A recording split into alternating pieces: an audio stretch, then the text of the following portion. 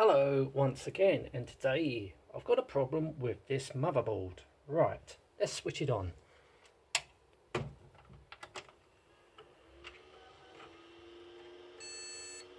Right, so these are the beeps you can hear, one long beep and two short beeps.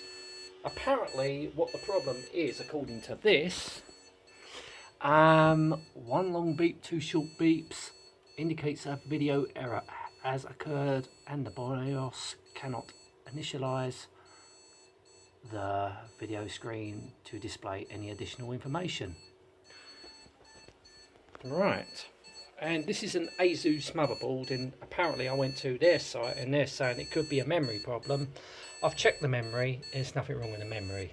I basically pulled out all different cards, changed the graphics card, done all sorts of things, checked the wiring, and nothing. So does this finally mean that the motherboard has had it and I have to buy a new one? Please let me know, because I cannot sort out the problem. Anyway, thank you so much for watching. Till next time, and goodbye.